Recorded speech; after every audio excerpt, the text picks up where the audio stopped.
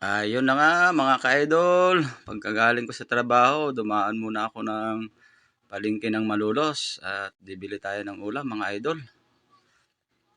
At bago tayo umuwi sa bahay, bili muna tayo ng ulam. Ayan na nga mga idol, habang naglalakad ako dyan biglang bumuhos yung ulan. Kaya medyo napatakbo tayo ng konti mga idol.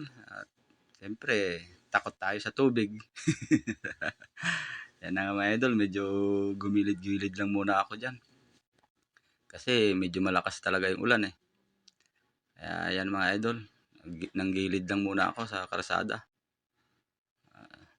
At ayan na nga mga idol, at nakarating na tayo sa bilihan ng mga isda. Ayan, tilapia ang binili ko mga idol, pang-ihaw. Pang-ihaw ang inihaw na tilapia ang iluluto natin mga idol. At siyempre, bumili rin tayo ng sili, hindi mawawala yan, pampagana. At bumili na rin tayo ng kamatis mga idol, pang sausawan. At bumili na rin ako ng konting karning baboy mga idol, kasi yung anak kong lalaking panganay hindi makaulam na malalansa. Kasi bagong alam nyo na. At yun na nga mga idol, malakas pa rin ang ulan. Sumilong muna ako sa gilid. Baka sakali ka akong tumila yung ulan. Silong muna tayo sandali. Na medyo talaga, malakas ang ulan. At ayun na nga mga idol, nakarating na tayo ng bahay. Pinalinis ko na sa asawa ko yung tilapia mga idol, at habang ako ay nagbibihis kasi medyo nabasa yung damit ko saka yung pantalon ko, kaya siya na muna nagyan. Medyo nilamas niya sa asin mga idol para matanggal yung lansa niya, matanggal yung konting lansa. Siyempre isda yan, malansa talaga yan pero kahit pa paano mga idol, pag nilamas mo ng asin kasi medyo mababawasan yung lansa niya. Yan mga idol, hanggang sa parting hasang kinuha niya ng asin para medyo malinis-linis mga idol.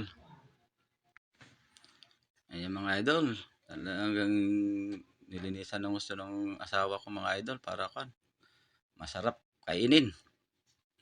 Ayan mga idol, na medyo malalaki ang mga tilapia na yan mga idol, kasi pang ihaw talaga yan, 4 na piraso yan mahigit 1 kilo. Pinili ko talaga yung pang ihaw at matataba pati yan. At yan na nga mga idol, sinalang na natin yung tilapia natin mga idol. Bali, dalawa lang yung naisalang natin dyan sa ihawan natin kasi malalaki, hindi kasya mga idol. Yan no, kita nyo naman, talagang malalaki yan. Pero katamtaman lang naman din yung laki niya mga idol. Kaya medyo lang din. Kasarapan lang din talaga pang ihaw siya. Hindi siya talaga katamtaman lang ba na pang ihaw yan, no? Yung mga kasing laki lang ng palad. At nangayan ng mga idol, habang nakasalang yung inihaw natin, iniwa na natin yung kamatis na gagawin nating sausawan. At para medyo masarap-sarap ang kain, yan mga idol, hiniwa na natin. Kamatis, bali 4 na piraso lang yung kamatis na yan nabili natin kasi medyo mahal yung kamatis. 4 na piraso yata, 25 mga idol. Iba na talaga ang bilihin ngayon. Medyo pamahal na ng pamahal talaga. Kaya tipid-tipid lang. Mahal ang bilihin, pero ang sahod di naman tumataas. Pero ang bilihin, panay ang taas. Na-share ko lang mga idol. Ayan nga mga idol, hiwa tayo ng kamatis pa rin. Kita nyo naman, medyo hindi tayo sanay sa ganyang mga hiwa-hiwaan. Medyo natatagalan mga idol. Yan ang gagawin nating sausawan mga idol. Gagawin natin siyang sausawan ng inihaw na tilapia. para medyo masarap ang kain natin mga idol. Tapos ayan na nga mga idol.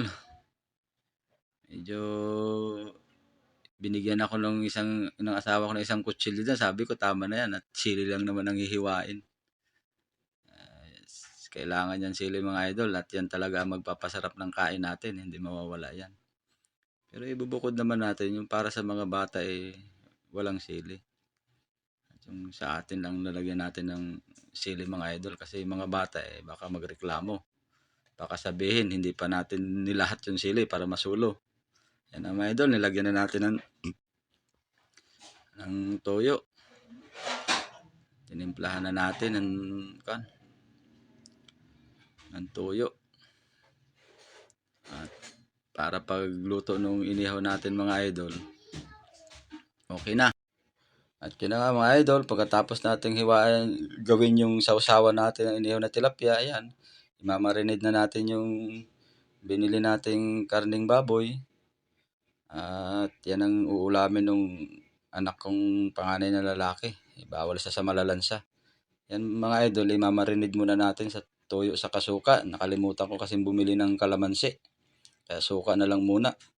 Tapos ipipirito natin para may ulam yung anak kong lalaki. Kasi bawal sa kanya malalansa mga idol at alam nyo na, bagong gupit. Ayan na mga idol, medyo kinamay-kamay ko na yan dyan kasi kami lang naman ang At ayan mga idol, luto na yung unang salang natin ng tilapia mga idol. Hinango na natin at medyo madilim lang mga idol. Kaya pasensya na. Kaya isasalang na natin yung pangalawang salang natin na inihaw. Kasi 4 na piraso yan mga idol. Tingnan nyo, halos di magkasya sa ihawan ko. Medyo yan talagang kasarapan na ihawin mga idol. At yun na nga mga idol. Naluto na yung pangalawang salang natin na inihaw. Hanguin na natin mga idol at yun naman isasalang natin. Magpiprito naman tayo ng karning baboy. Ayan na nga mga idol. Nakapagpainit na ako dyan ng mantika. Kaya isasalang na lang natin yung karning baboy. Prito na natin. Para unting oras na lang. Magkakain na kami. Ayan mga idol. Medyo ingat-ingat tayo at baka biglang mabitawan natin, tumalbog yung mantika. Alam na, makinis pa naman yung balat natin, mahirap na. Ayan na nga, nabitawan ko pa yung pangatlo dyan mga idol, kaya buti na lang, mababa na yung pagkakuan ko. At yun na nga mga idol, finally, naluto na rin yung prito nating karne ng baboy mga idol. Kaya hinango na natin. At tayo kakain na. Ayan na nga siya mga ka-idol. Ang kinalabasan ng natin, niluto natin. Yan, sausawan. Yan, yan na siya mga idol. Yun lang mga idol. Thank you for watching. At pa-share na rin po ng video natin mga idol. At follow for more po. God bless po sa ating lahat mga idol. Thank you.